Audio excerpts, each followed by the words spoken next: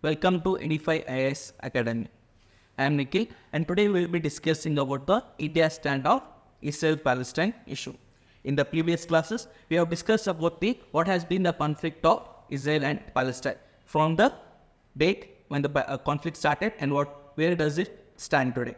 In today's class, we will be talking about the important aspect of GS3 in the GS2 in the international relations, wherein case is very much interested to ask the questions of Israeli issues. So today we'll be discussing about the India standoff Israel and the Palestine.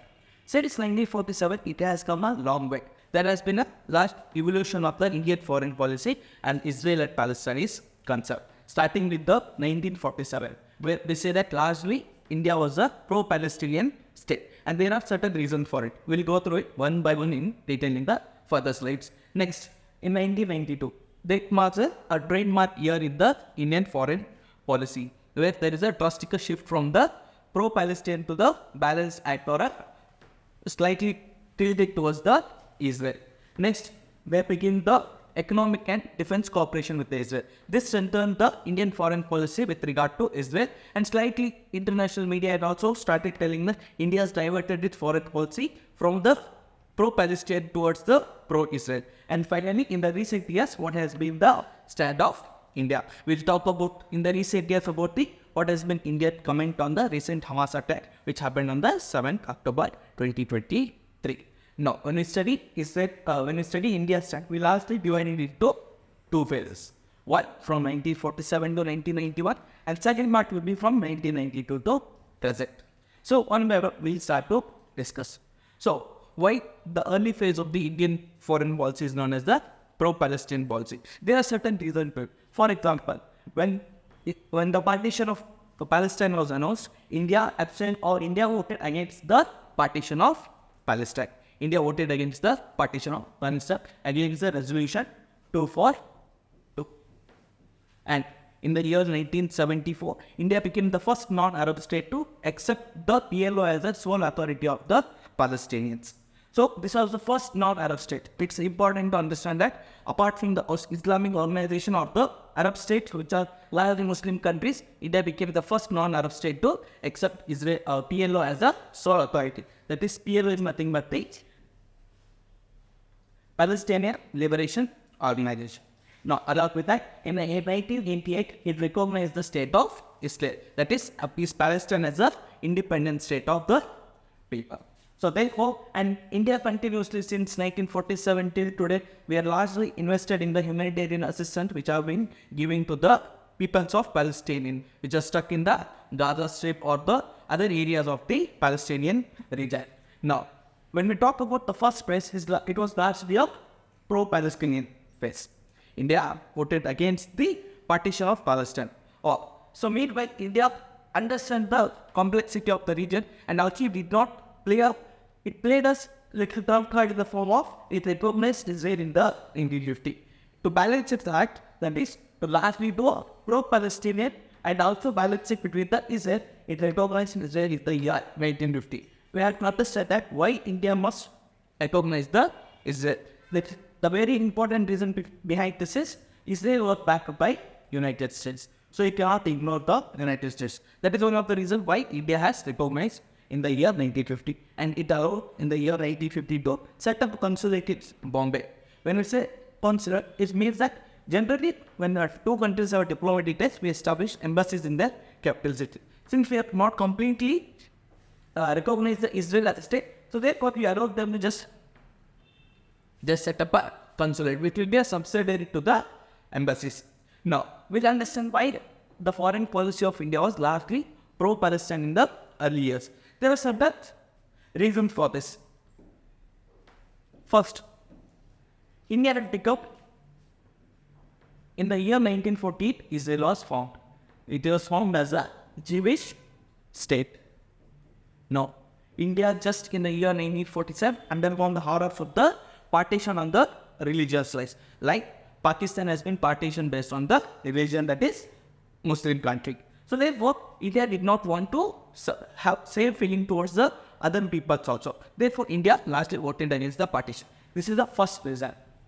Second, Mahatma Gandhi advocated that a country should not be formed on the solely on the religious basis. So therefore, he was not independent of the partitioning of the Palestine. Second, we cannot upset the Muslims who are present in the Indians. Just partition happened on the religions way, and there were large issues with the Hindus and the Muslims. So therefore, we should not, as a part of, we should not hurt the feelings of Muslims, because Palestine is a Muslim country. So lastly, to not hurt the feelings of Muslims, we adopted the pro-Palestinian thing. Second, we imported large oil imports from the Arab states or the Middle East countries. So these were provided by the, for example, say Saudi Arabia, UAE, Qatar, Iraq. Now these are all the Muslim states. Again, Palestine is a Muslim state. They all sympathize with the Palestine. So therefore, we could not hurt the feelings of this Middle East countries. Next reason will be the remittances. Large number of Indian diasporas were working in the Middle East. Now we say that large number of Indian diaspora are working in the US, in the Europe. But in that time, the large 90% of the diaspora used to work in the Middle East. So large number of remittances have been occurring or coming from the Middle East. So we cannot ignore the feelings of, we cannot ignore the importance of remittance. These are the few reasons why we adopted the pro-Palestinian policy. Now, during this time, what happened, an important aspect happened. Albert Einstein wrote a letter to or met Jawaharlal Nehru, saying that India should vote in favor of establishing a state of Israel.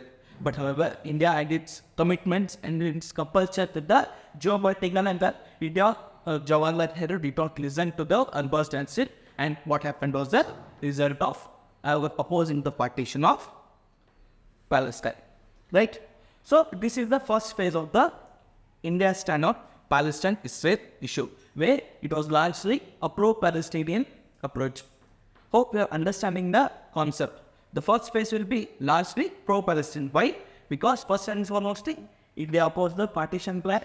That is, it was in favor of the partition, or in favor of the Palestine. It said that there should not be any Jewish state.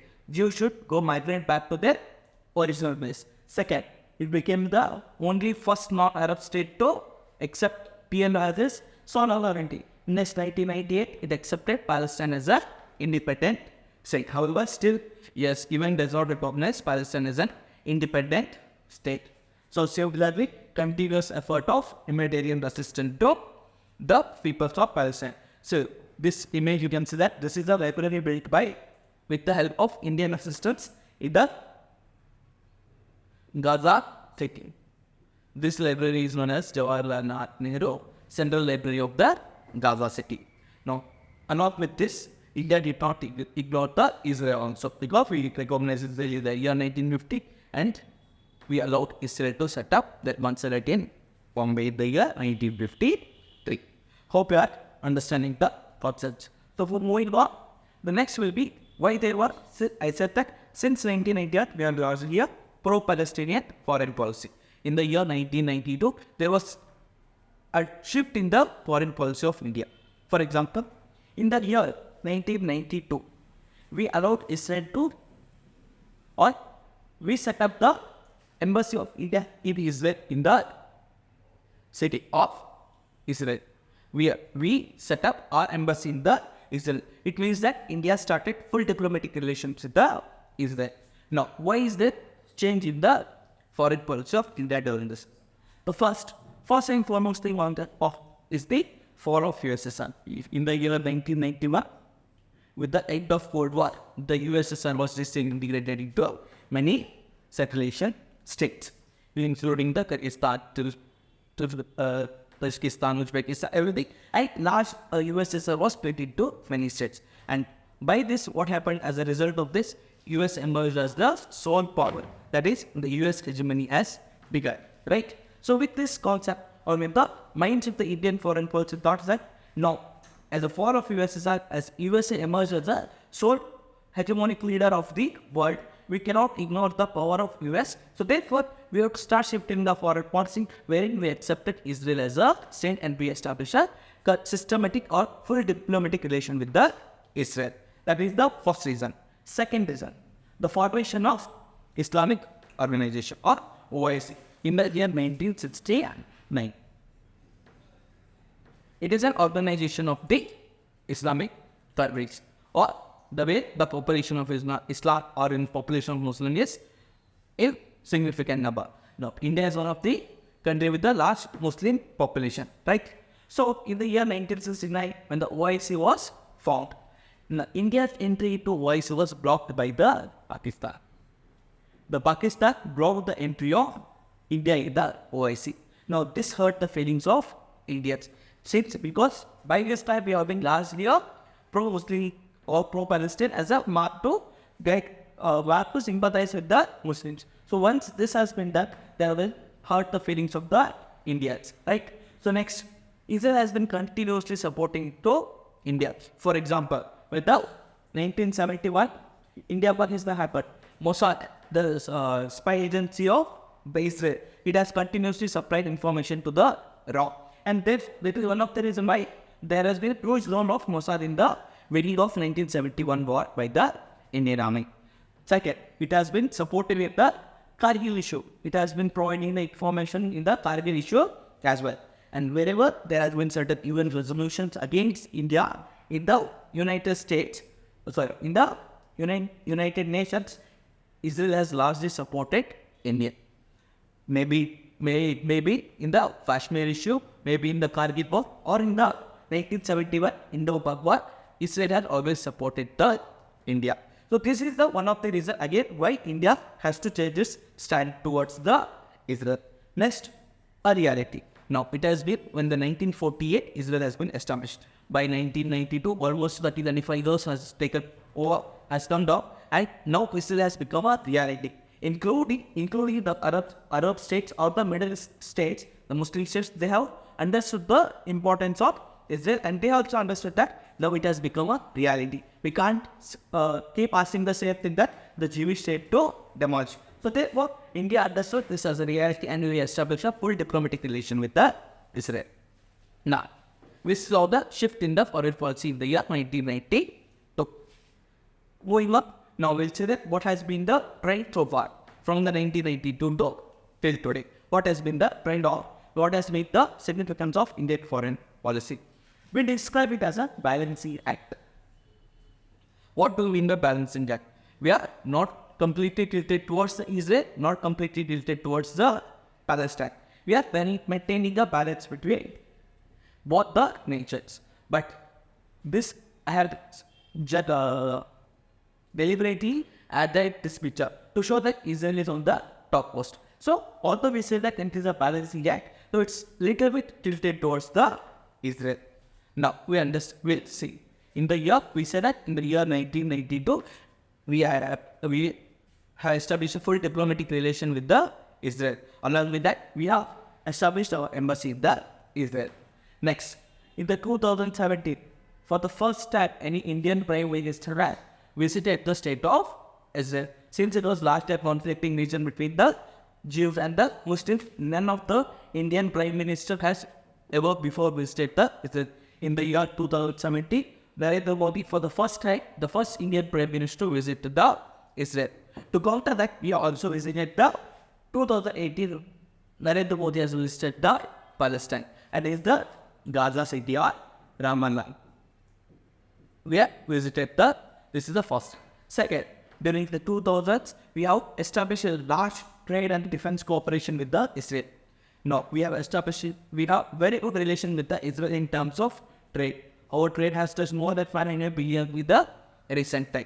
Along with that, the Mossad and the raw collaboration has doing wonders for both India and Israel to fight against the terrorism, or to identify and to run the activity against the counter-terrorism activity. This is one of the reasons. Second, along with that, Israel has been very instrumental in providing the water management system to India. For example, desalination system. For example, the micro irrigation system. Where Israel is a water deficit country. It has overcome its water deficit with the technology. So Israel has been very instrumental in providing such technology to India as well. So along with that, India is the second largest importer of the Israeli defense equipment. India, like almost 40% of its Israeli defense equipments are exported to India. And India is the second largest importer of defense equipment from the Israel. So we have had a very good and cordial relation with the Israel of late. Now, along with that, a new organization has been established in the recent years, naming it towards 19 or 20. I2U2. This I2U2 stands for India, Israel, UAE, and USA. These are the 4 states where there has been a collaboration with these 4 states in the 6 key areas, including the defense and the irrigation facilities, or in the research and development. Now, Israel as a state invests in largely in the research and development. This is the country with a large percentage of its GDP has been invested in the research and development. Therefore, they have become very successful in its technology front. Right? Therefore, we require Israel as a friend to have the technology as a supporting. For example, we have been importing a lot of drones from Israel. Right? So these are the certain issues where the Indian-Israel bonding have been very strong and robust. Now, when we have done all these things, we did not neglect the cause of Palestine. India has been a strong contender, strong support of the cause of Palestine since its 1947 inception of the India as a state. Since that, it has been a strong support or sympathize with the state of Palestine or the people of Palestine. So therefore, it continuously, without any head, it has supported to the humanitarian assistance and certain other things. Now, during this phase, what happened? How there are certain actions. That's why we call it as a balancing act. India has been supportive of the Palestine in certain issues. For example, India has scored after the resolution where it announced that Palestine is the sole authority of the people of the Palestinians. So therefore, to vacate or to announce that the unilateral change of the boundary by the Israel, India has opposed that.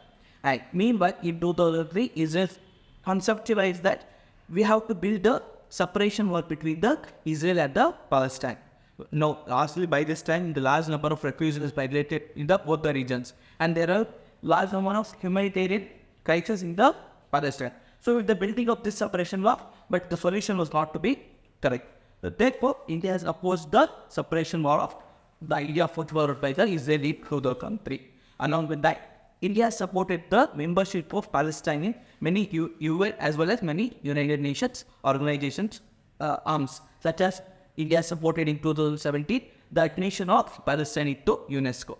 Right, these are certain issues. Along with that, in 2018, when Israel unilaterally declared that Jerusalem is the capital of Israel, and this was co-hosted by United States. But although India did not come under the pressure of United States or the Israel, we declared that India would not accept Jerusalem as the capital of the Israel, because there has been the conflict with respect to the Jerusalem as a state, because the East Jerusalem has been the capital of Palestine. So therefore, unilaterally changing the capital of entire region, such as Israel and the Palestine. So therefore, India opposed India did not accept Jerusalem as the capital of Israel. And finally, in 2018, India had Indian Prime Minister for the first time today visited the state of Palestine. So now with these all, we can say that India has been maintaining a very cordial relation with both Palestine, and it is supporting the Israel as well. And we have both Israel is important for us. Along with that, Palestine cause is also important, right? So therefore, that's why we call it as a balancing act. India has been very clever in its foreign policy to maintain a balance between the Israel as well as the Middle East and the Arab states, right? Now, what has been India's stand in the recent Hamas attack which happened on the 7th October 2023? Now, why this date is very significant? Because 30 years back, on the 6th October 1973, on the festival of Yom Kippur,